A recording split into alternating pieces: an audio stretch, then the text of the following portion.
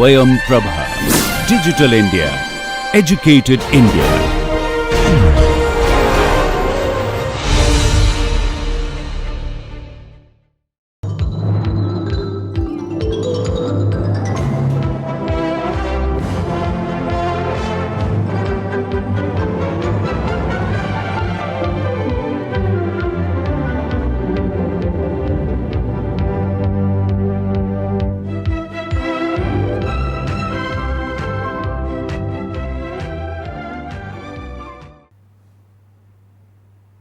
Welcome to the lecture 2, module 4 of concrete technology. We'll start from where we have stopped in the previous lecture. So, in the previous lecture, we are looking at nature of variation of strength of concrete. Now, what we are mentioning, what we mentioned yesterday is that, let us say a concrete we design for a mean strength, or let me call it as an average strength of 55, or let us say 54, somewhere here. What one would find is that large number of specimen or samples would exhibit strength lower than that mean, and again similarly similar numbers of specimens or samples would exhibit strength higher than that. This is so because cube strength of concrete is governed by number of factors. For example, while batching, that is proportioning or weighing the material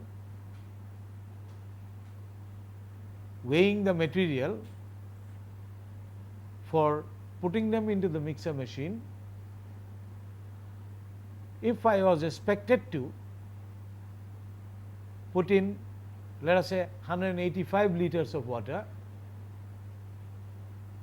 per meter cube of concrete in a given batch, sometime it may be 180,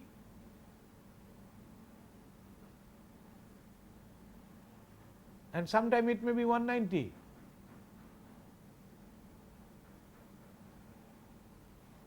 So, it is very difficult to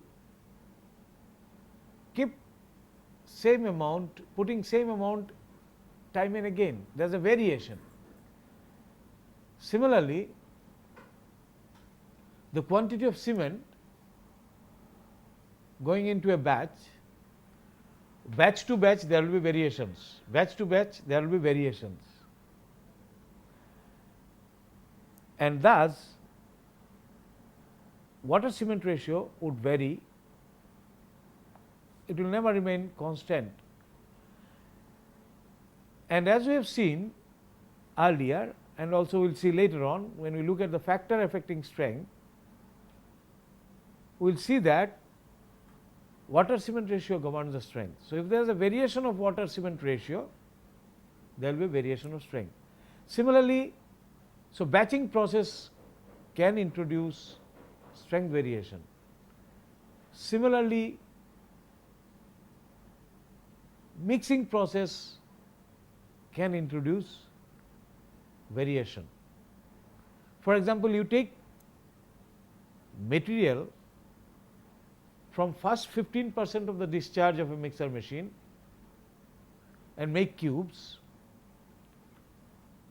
and similarly you take from last 15% of the discharge of the mixer machine, right, and make concrete cubes, they are unlikely to show same strength. Initial discharge will contain more of the aggregates, later discharge are likely to contain more of the paste. Thus, it is unlikely that both would exhibit same strength or same property. So, mixing also introduces variation. The properties of the material from one batch to another would again vary. For example, aggregate in one batch will not be exactly same as another batch. So, there is variation due to the aggregate properties variation. Variation because of cement properties would vary, and that way one would see that large number of factors would be affecting the concrete cube strength. The cube that is made, casting of the cube, compaction there, curing condition, they are very unlikely to be identical in all cases. Therefore, strength of the concrete varies. You might have targeted it at some value of 50 or 55, but you might find that it actually varies from somewhere around 41 to about 67. So, there is a variation, and this variation, if I plot the number of specimens in the interval, for example, 50 to 51 here, this is the number of specimens, say about 30. From 46 to 47, you have about 2 numbers of specimen, and similarly here if I look at it 62 to 63, again 2 numbers of specimen exhibited that strength. So, this is the number of specimens showing strength within that interval. 54 to 55 has been shown by majority, and this pattern, if I join by the smooth line, this varies like a bell. This variation is called a normal variation, or concrete cube strength is said to be varying normally or distributed normally. And from the law of statistics, we know that when there is a random variable like cube strength, which is controlled by number of factors such as the proportioning, mixing, properties of the material, etc., under such circumstances cube strength is likely to be varying in this manner. Distribution of the cube strength is likely to, cube strength is likely to vary in a normally distributed manner, as shown here through the bell curve. All right. The testing process, the casting process, curing, mixing, everything contributes to this variation, and therefore, it is normally distributed according to the central limit theorem of statistics.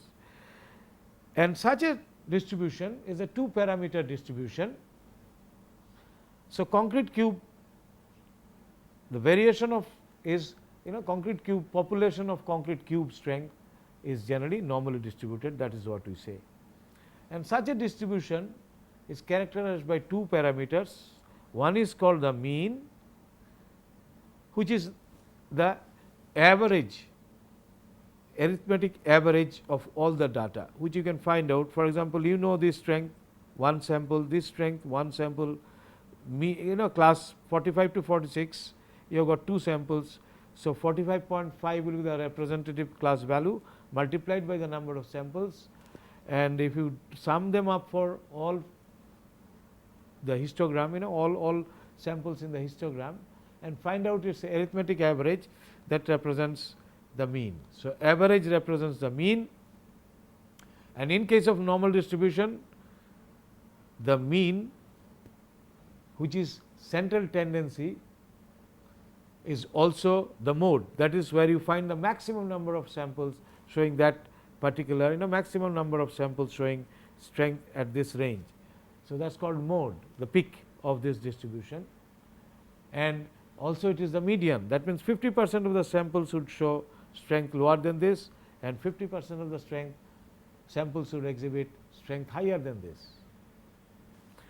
So, the mean in case of normal distribution is same as the mode and also same as the median, and concrete cube strength therefore behaves normally. So, mean strength corresponds to the mode of the distribution, and it also is the median, which means that 50% of the cube would exhibit strength lower than the mean, and another 50% would exhibit strength higher than the mean. The second parameter through which this distribution is described is the dispersion, how wide this is. For example, if my mixing process do not introduce, or it introduces less variation, batching process introduces less variation, properties of the aggregates from batch to batch vary less, then this range will be smaller, this range will be smaller, this will tend to be smaller, this will get reduced. So, this range of 41 to 67 as seen here could be different depending upon the control that I have. If my batching process is a computer controlled batching process, automated batching process, where all ingredients are weighed within their tolerance limit, my mixing process, the mixer machine is so good that it does not exhibit too much of variation of the concrete from earlier discharge, initial discharge to the final discharge. I have a quality control system where I test every ingredient.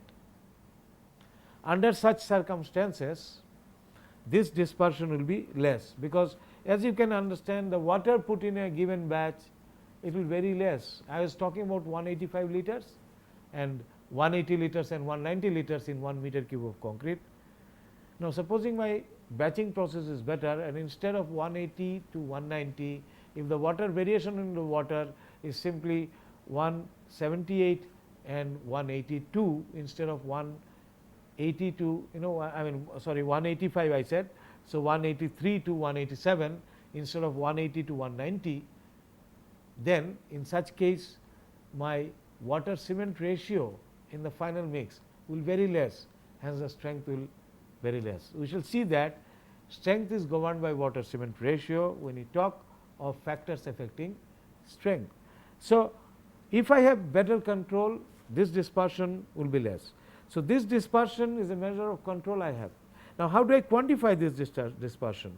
This dispersion is quantified in terms of a parameter called standard deviation SD. So, standard deviation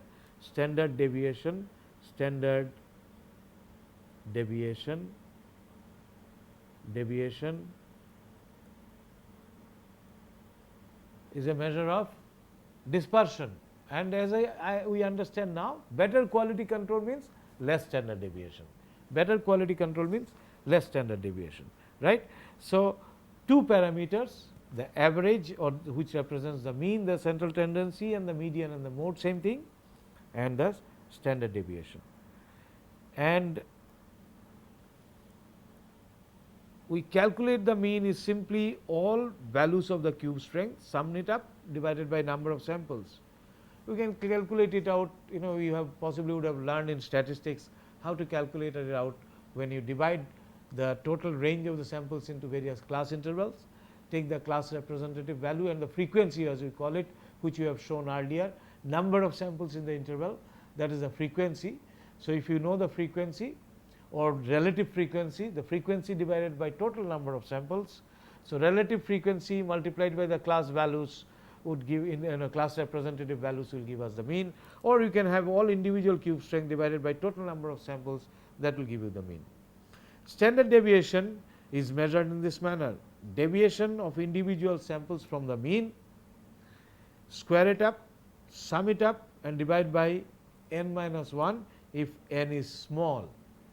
But if n is sufficiently large, more than 30, then n minus 1 and n will be nearly same, and this will not be affected. So, S square is called variance, which is the standard deviation square, and square of S is called is the standard deviation usually meant for small number of samples. So, standard deviation square is given as deviation of individual samples from the mean, square it up, sum it up.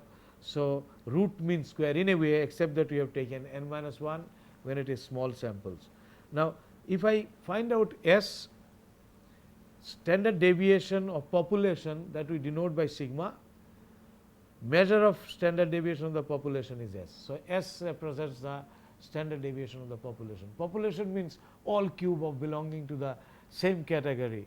Now, that may not be possible to measure all cubes. So, population actually denotes to infinite sample size, infinite number of samples, not sample size, infinite number of samples, and standard deviation is measured by this formula. So, what we have seen is that standard deviation is the parameter which governs this dispersion, and it has been observed that 99.9% of the data, you can show it by even calculation, because there is a curve that can be fitted to this Gauss's distribution. So, the Gaussian distribution curve is available, equations are available, and if I divide by the even earlier histogram, if I divide by the total number of samples, that we can understand. If I go back to this curve again, if I divide by the total number of samples, this will be fraction, this will be fraction, this will be fraction, all this will be fractions. This is called relative frequency, and sum of all these fractions will be equals to 1, because sum total of this number of samples here, number of samples here, number of samples here, number of samples here, all this is a sum total of all those number of samples is a total number of samples that is equals to n. So, total number of samples. So, sigma fi is, f is the frequency, is equals to n, and relative frequency is given by fi by n. So, fi is this one. If I call this as f1, f2, f3, etc., etc. So, fi, any ith one, so this is fi. Sum total of fi divided by n is equals to 1, because sum total of fi divided by n, because sum total of fi is equals to n. So, this is equals to 1. So, if I sum up all these fractions, I get 1. So, area under this curve is therefore can be approximated as 1. So, total area under this curve is 1, total area under this curve is 1, and since it is symmetrical, this area must be 50%, 0.5. This area must be 50% of the total area, and this area must be 50% of the total area. And it has been observed from the equations, one can show that this 99% of this area is contained within plus 3 standard deviation and minus 3 standard deviation. So, if I go 3 standard deviation, because total dispersion, standard deviation is a measure of the dispersion. So, everything is contained within plus 3 standard deviation and minus 3 standard deviation, all right. And if I go 1 standard deviation away, that is 34.1% of the area is contained here, another 13.6% of the area is contained here, another 2.2% area is contained here. Similarly, 34.1% area is contained within this 1s, and within this 2s and 1s 13.6. Since it is symmetrical, same thing is valid.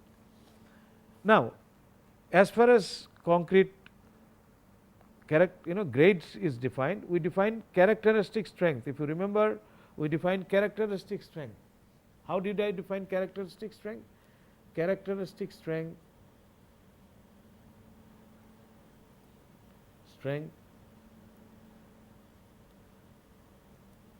is that strength which is exceeded is the strength exceeded by 95% of sample. Strength that is exceeded by 95% of the sample, strength that is exceeded by, just let me write it. So, FCK, we denote it by FCK, is strength more than 95% or more, 95% or more, 95% or more sample, or samples, or more samples would exhibit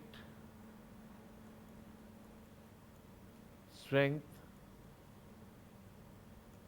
greater than equals to FCK. So, that is how we define. Now, mean strength, if I call it FM as the mean strength,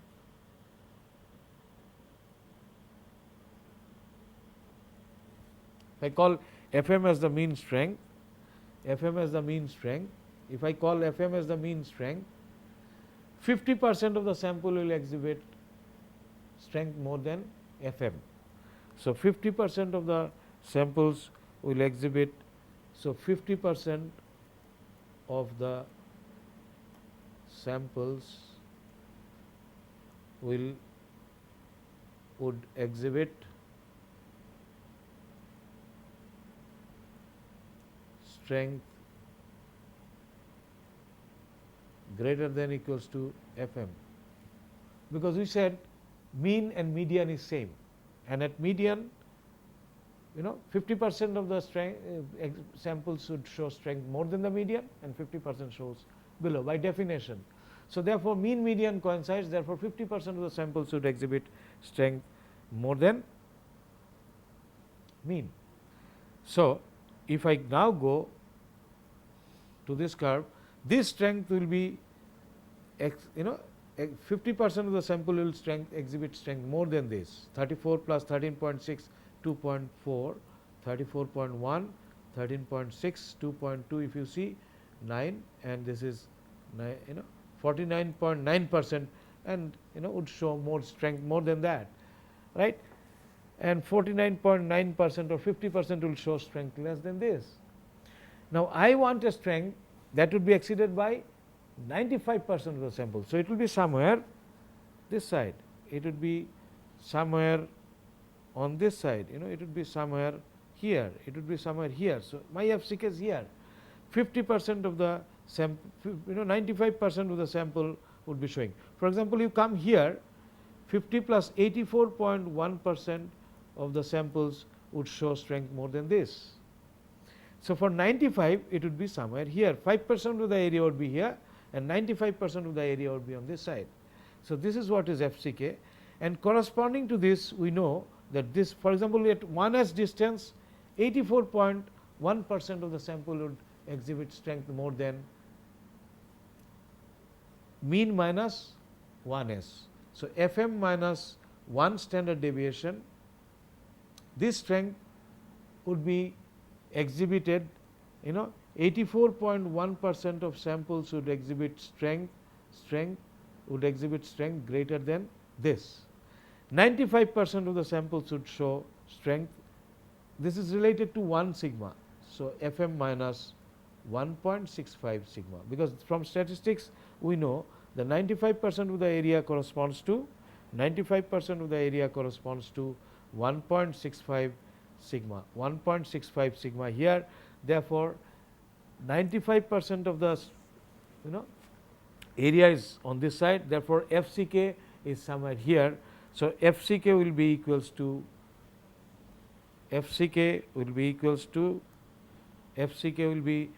equals to Fm minus 1.65 sigma. FCK is equals to Fm minus 1.65 sigma. Thus Fm is equals to FCK plus 1.65 sigma. This is an important aspect. So therefore you can see, if my standard deviation is higher,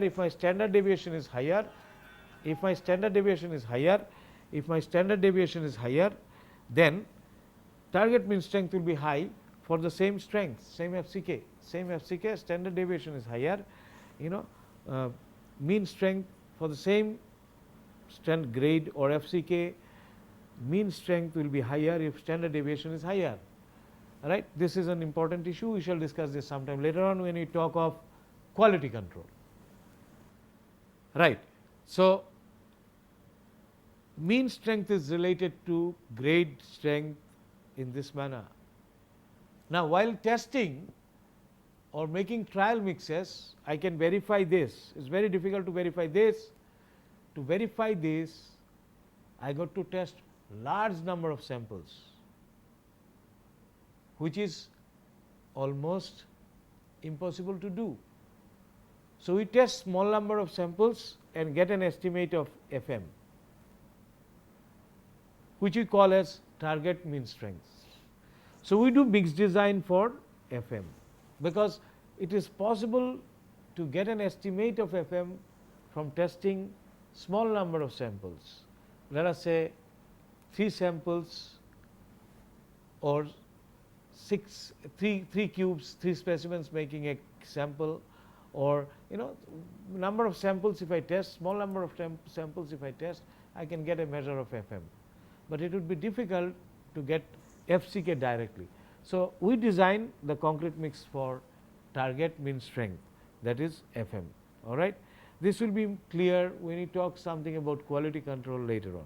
So, we design the concrete for target mean strength, that is mean strength, because in the laboratory I can get an estimate of mean strength easily by testing smaller number of samples. If I want to get FCK, I require lot more cubes to be tested, and from a large number of data, then I have to establish this curve and obtain this. So, first step in all mixed design procedure is to come with a mean strength.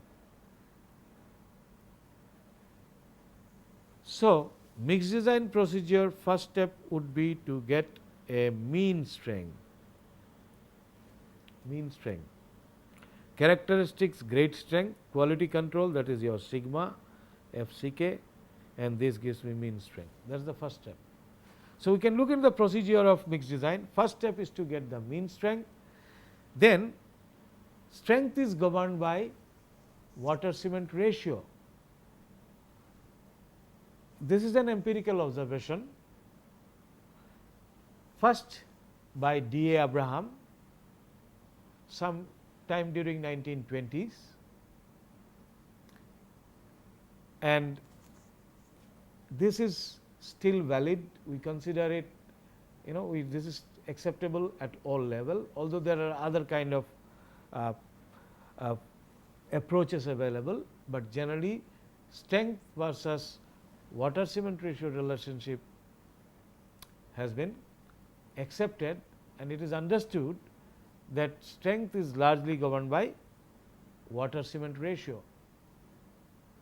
So, in mixed design procedure, we have now got the strength, therefore, we can determine the water cement ratio. From the strength we can determine the water cement ratio, because water cement ratio governs this strength. But when all other things remaining constant.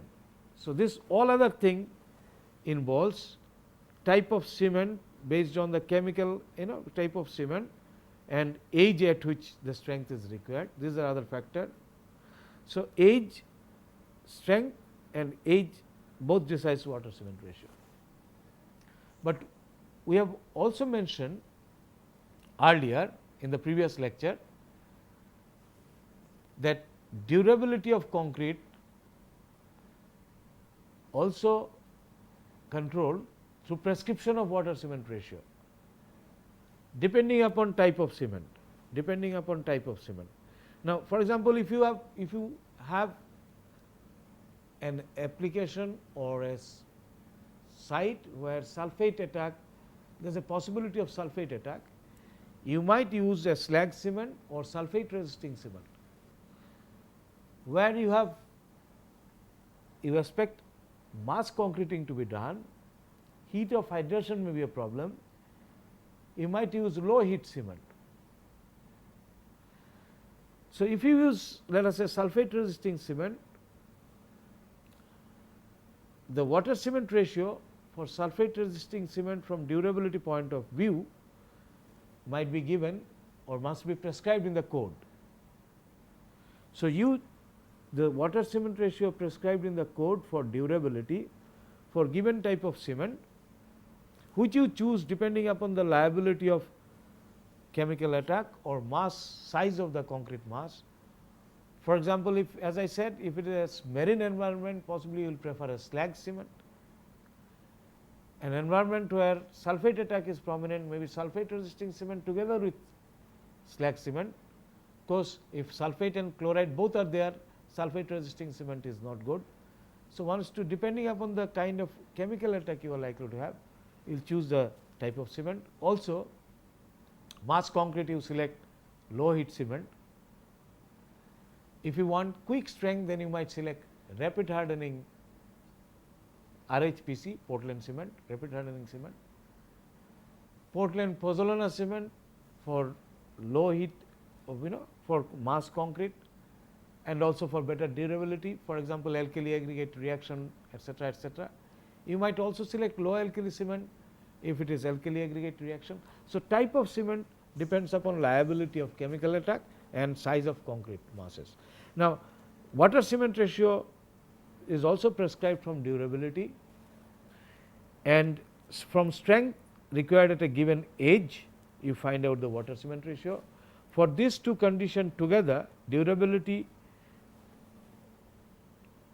type of cement that is used for durability, and water cement ratio is prescribed for the given exposure condition, you find out the water cement ratio. Finally, select the water cement ratio. The selected from least of the two.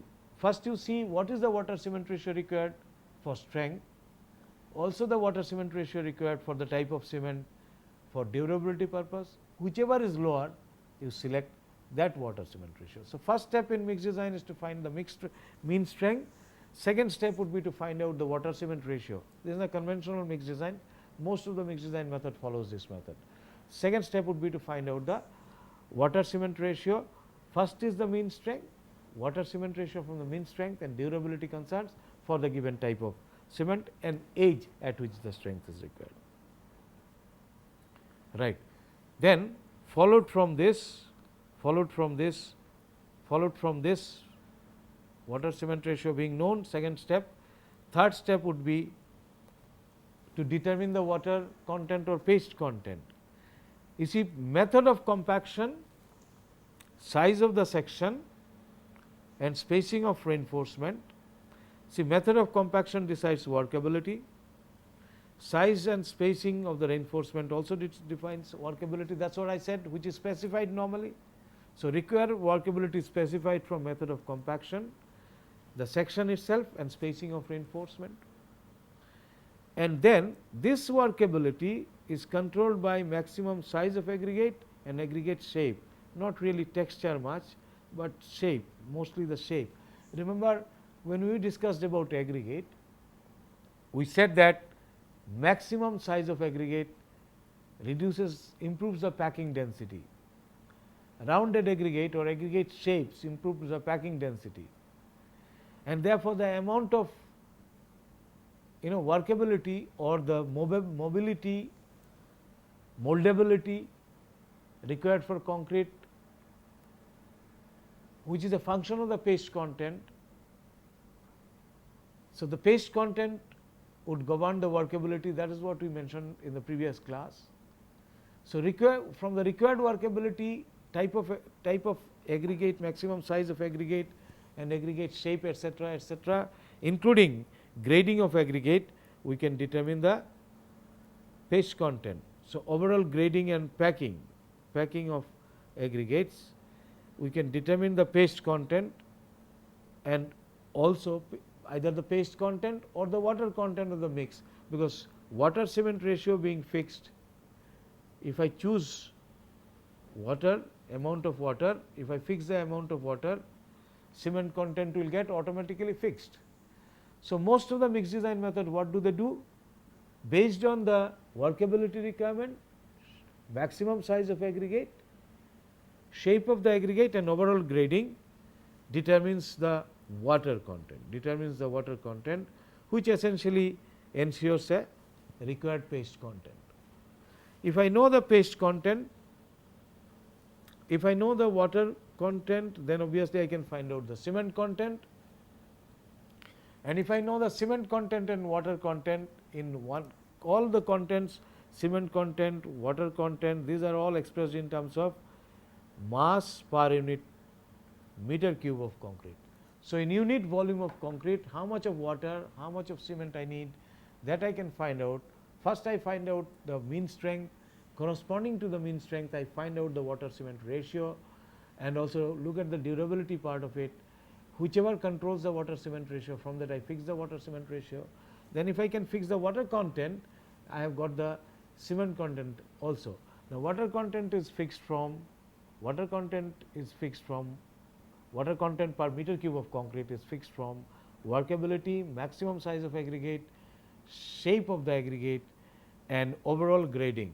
In fact, that governs the paste content required, because the packing would be dependent upon the grading proportion of the sizes, relative proportion of the sizes, and also shape and maximum size of aggregate.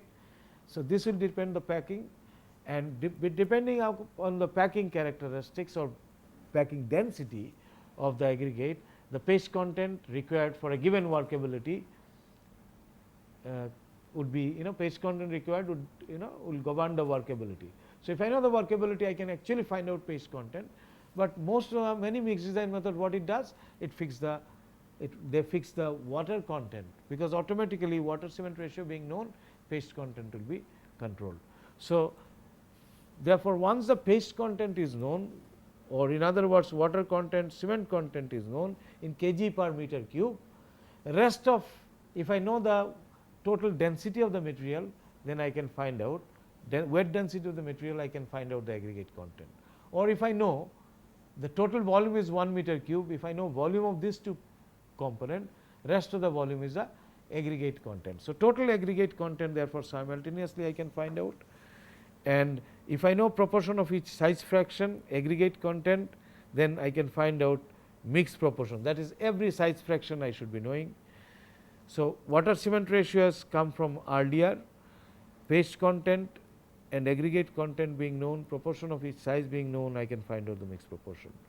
Then I use this, knowing the capacity of the mixture, I find out weights of ingredients per batch. So, this is the overall mixed proportioning process or mixed design process, as conventionally it is called, but actually it is, truly speaking, it is actually mixed proportioning, that is all we are doing. Design is conventionally used, perhaps it is more appropriate to call it mixed proportioning process. So, this is the overall mixed proportioning process. To look at it again, first determine the water cement ratio from chart or table. This will be from Indian code, of course, but let me just see.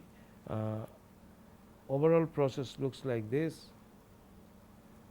and total aggregate content is determine the water cement ratio. So, if we look at overall process, we determine water cement ratio from chart, table or experience, depending upon the method. Water cement ratio and water content being known, cement content can be calculated.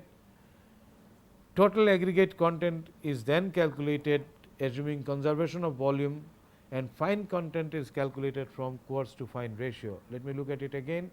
First is the target mean strength. They then determine water cement ratio dependent upon the strength from chart, table or experience, and use durability criteria also. Next step would be water cement ratio known, many times you determine the water content from some other table, C can be calculated, and then total aggregate content is calculated, because W and C is known, rest of the material I can find out, that is the aggregate content. Volumetrically volume proportion of aggregate can be calculated.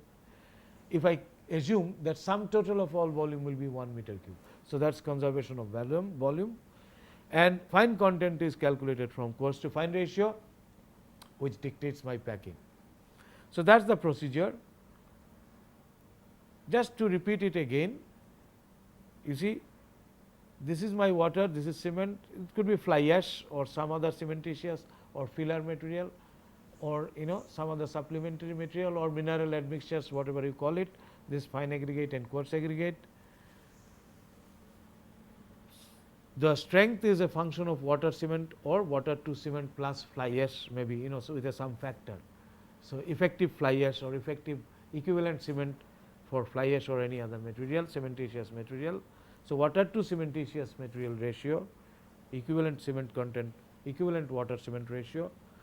Workability is a function of water content, plasticizer if you are using any, aggregate packing characteristics, and also the filler or fly ash content.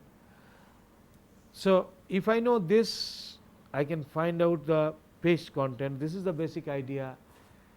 Then durability is also function of water to cement ratio and curing, etc., and cement content.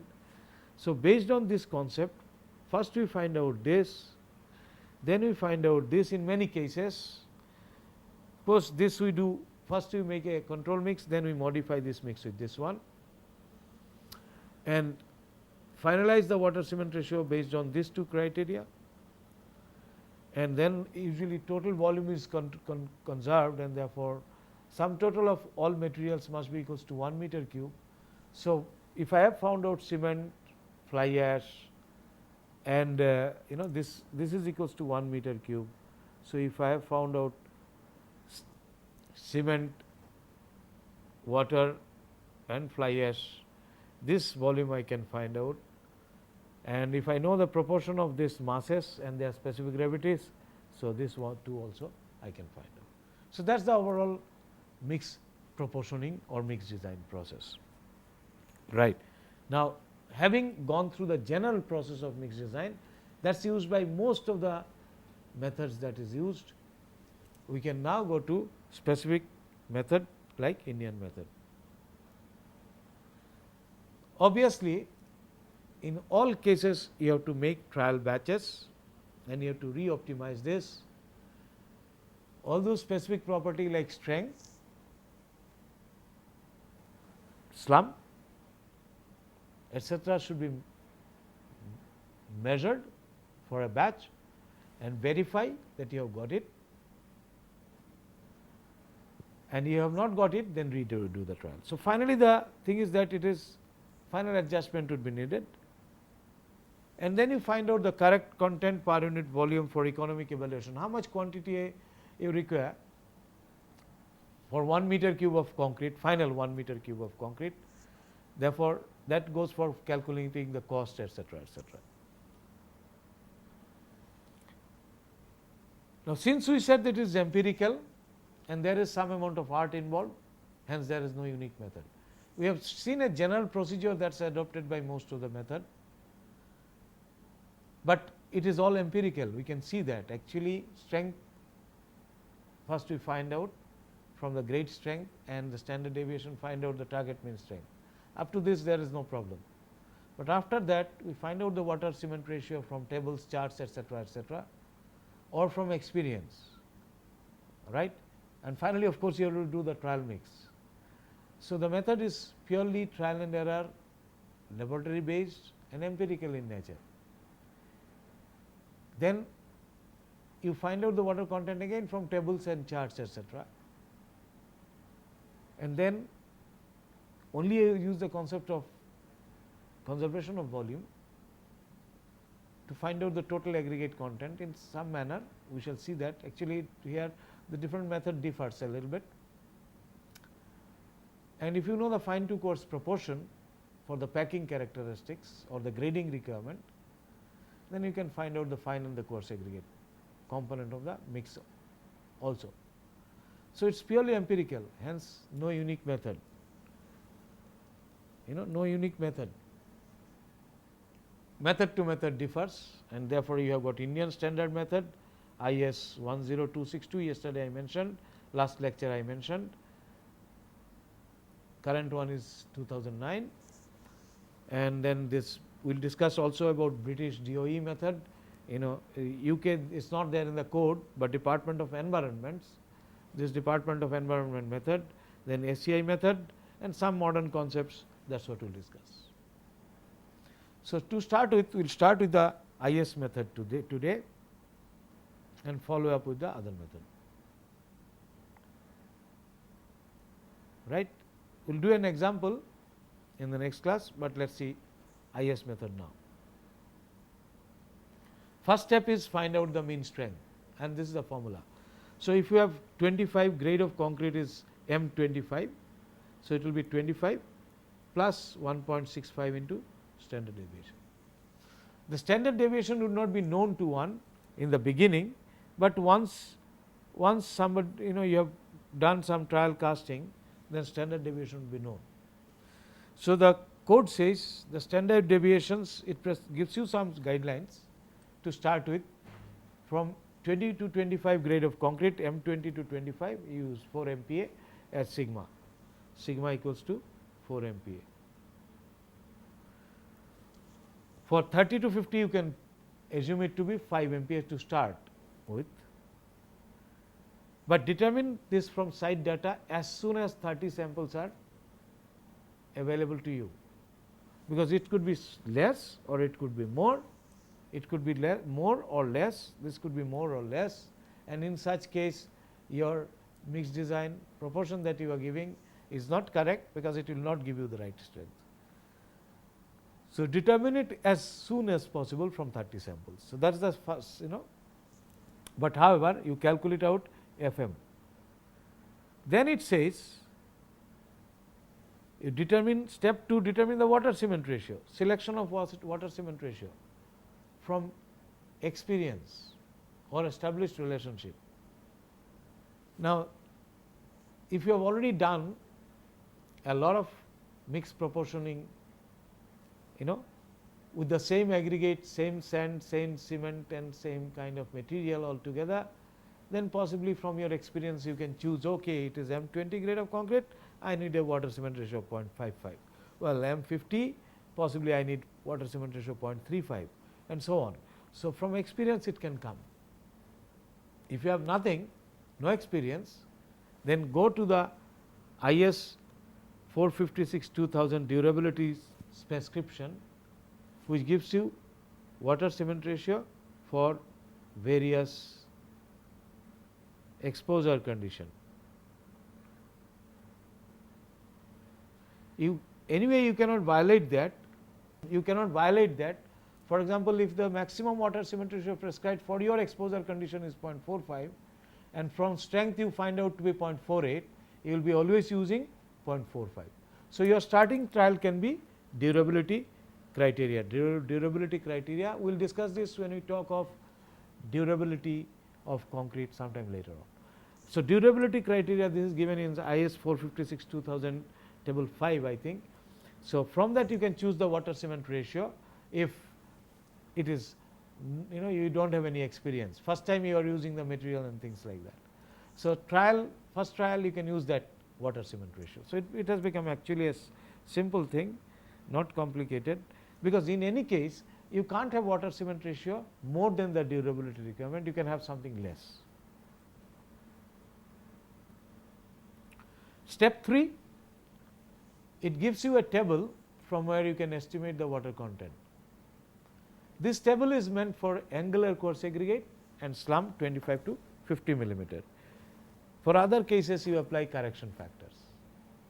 So, you have got maximum size of aggregate 10 millimeter, then your water required is 208. If maximum size is 40, water required is 165 for angular coarse aggregate and slump 20 to 50 millimeter. Now, this one can understand, as my aggregate size MSA increases, my packing improves. So, I will require less paste, therefore, less water. Water reduces because with larger MSA I will require lesser paste. That is what we have understood when we talked of aggregate, in the previous module, previous module. So, packing characteristics improves if I increase one more size, and therefore, here compared to this I have increased 2 more sizes. So, water content required is less. So, water in kg per meter cube for MSA 20. So, this is the first starting table, but this is meant for angular aggregate and slump 25 to 50 millimeter. But if I have then rounded aggregate and different slump, then I use a correction factor. The correction factor is same step continued. I am trying to determine still the water content. For each additional slump of delta 50 plus additional. So, this was 25 to 50. If it is 50 to 70, 100, then I would increase the water content by 3%. So, if you require more slump, you have to increase the water content, because paste content you have to increase, and workability is a function of paste content or water content as such also will give you better flow. Now, if you have, that was for crushed aggregate, that was for, if you look at it, that was for angular coarse aggregate, they did not say crushed, in our code it is angular. Now, if you have better shape, for example, subangular, then you reduce the water by 10, because subangular packs better than angular, and if it is rounded, you can reduce it by 25. So, whatever water you have got, first this correction, if you have higher slump, add 3% for each 50 mm increase in slump, and reduce the water content depending upon the shape of your aggregate. If it is gravel and crust mixed together, then -20, subangular -10, completely rounded aggregate -25. If you are adding a plasticizer, you can reduce down this water by 5 to 10%, and if you are adding a super plasticizer, you can reduce it by 10 to 30%. And in the last module, we talked of plasticizers and super plasticizer. We have discussed that super plasticizer can reduce the water up to about 30%, while your dosage is also high in case of super plasticizer, and plasticizer dosage are less, right? Up to 2 possibly 0.6 to 2% is for super plasticizer, and plasticizer doses are less, and it reduces only about up to 12%. We said IS code allows you to reduce the water by 5 to 10%. So the water content you can reduce in this manner or increase. So therefore, corrected water content you are able to find it out. That is step 3. Step 4, estimation of coarse aggregate volume per from a table, and this is the table looks like this. Depending upon the sand, which we said was, when we were talking of aggregate, we talked of zone 1, zone 2, zone 3, zone 4 sand, which is very fine, this is coarse. So depending upon the size fraction of the sand or size of the sand, in Indian code IS 383 classifies the sand depending upon their particle size distribution. Coarser sand is zone 1 sand, zone 2 sand is less coarse, zone 4 is very, very fine compared to zone 1. So depending upon that, the coarse aggregate content would per unit volume would depend upon that, because packing characteristics would change. For example, this is fine sand, so therefore coarse aggregate volume would 50% of the volume of the total aggregate will be coarse aggregate, rest 50% is a fine. Whereas here it is 44%, because you will have a better grading, and using this the 44% is here, and it will also depend upon MSA. Higher the MSA, you can use larger proportion of volume proportion of aggregate, volume proportion of aggregate. They will have less void in the system. They will have less void in the system. In this they will have less void in the system, and in this you use more coarse aggregate, because fine aggregate there some materials are missing. So some materials, some of the larger size will be missing. So that's filled in by fine aggregate, the zone sand itself. So this direction it increases, because you can use more amount of coarse aggregate, because they will have less voids. Same if you keep the same voids, if you keep the same voids, this will have, you use 75%, it will have lesser voids in them for the given sand, and as the sand becomes coarser or coarser, this required coarse aggregate volume reduces. So using this table, you can find out the coarse aggregate volume per unit volume of total aggregate. So now with all this information known, one more additional factor is that if you are using the concrete for pumpability, you should reduce the coarse aggregate by 10%, because coarse aggregates are not pumpable. So if you want to improve the pumpability, you must reduce down your aggregate content, coarse aggregate particularly, and coarse aggregate should be reduced. You should have more mortar to make it what is called saturated in pumping situation. Make it more mortar, and mortar should have adequate amount of paste or more paste in pumpable concrete. So 10% aggregate is reduced in case of pumpable concrete.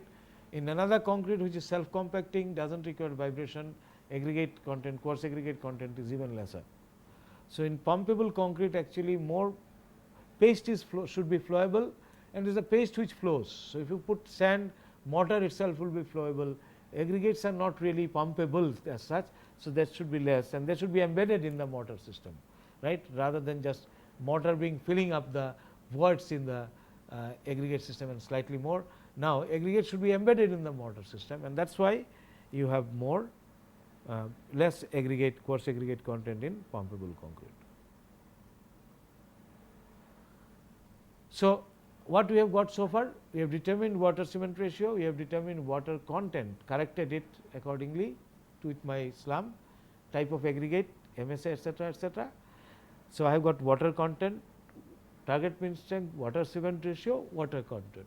Therefore, I need know also the cement content, because water cement ratio is known, and then I know the volume fraction of the total aggregate in the overall aggregate system, volume system of coarse aggregate in total aggregate system.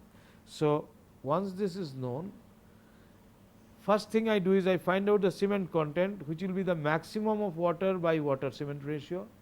This is known to me now, and this is also known to me, water cement ratio, and C specified for durability in the code. So, IS 456 2000 in its table, it gives you it gives you C for durability, whichever is greater, either you find out by W divided by W by C star, where W C star is the one which you are using, this will give you cement content, or C for durability, whichever is greater you use that. Water cement ratio, of course, you find out as water cement ratio star is equals to minimum of W by C strength, comma W by C durability, whichever is lower you use that, whichever is lower you use that. So, W by C strength that you find out from table, and W by C durability that you have found out from, either used, found out, or maybe if you are using a starting criteria, it will be from there. Then using this formula, that is volume water divided by 1000, because specific gravity of water is 1000 kg per meter cube. So, water content divided by 1000, cement content divided by specific gravity of cement divided by 1000, that is the volume of cement in 1 meter cube, volume of water in 1 meter cube. This is the volume of coarse aggregate in 1 meter cube, and volume of coarse aggregate in 1 meter cube, right, divided by 1000 anyway. Now, this volume can be calculated, volume of fine aggregate can be calculated, because we know the volume fraction of coarse aggregate from the previous table. So, 1 minus that will give you the volume content of fine aggregate, and total, because the total this volume, this sum total of this volume and each individual volume can be calculated, because volume of coarse fine aggregate is equals to 1 minus volume of coarse aggregate, because we have found out the fraction from the previous table. From this table we have found out, from this table we have found out the proportion of coarse aggregate in the total aggregate volume. So, volume of fine aggregate we can find out, and once sum total of all this volume must be equals to 1. There is no air content in this code now. So, no any one of them is known, one unknown I can find out, because both can be converted in terms of 1 minus B C A G is equals to B F A G. Therefore, this can be written in terms of this, and I can find out the total volume, total proportion of all, because this is known, this can be calculated out. If this can be written in terms of this can be written in terms of this, and I can calculate out this one. So, all proportions are known to me, and with all proportions known to me, I can actually now get the complete mixed proportion. Actual water to be added at the site will be the water that I have calculated minus the water that is present in the aggregate. Now, present minus absorption, because SSD condition I am considering. So, what is required for SSD condition, that I must subtract. So, some correction is needed at the site, because there will be some moisture present in the aggregate, and accordingly I must do correction such that it is in SSD condition. Similarly, actual quantity of aggregate in the mix shall be aggregate content plus the additional required, because there will be some moisture in the aggregate. So, this will be clear when we look into the next example, and then trial mix 2 after adjustment of slump, maybe trial mix 3 and 4 with same water, but water cement ratio plus minus 10%, and final adjustment.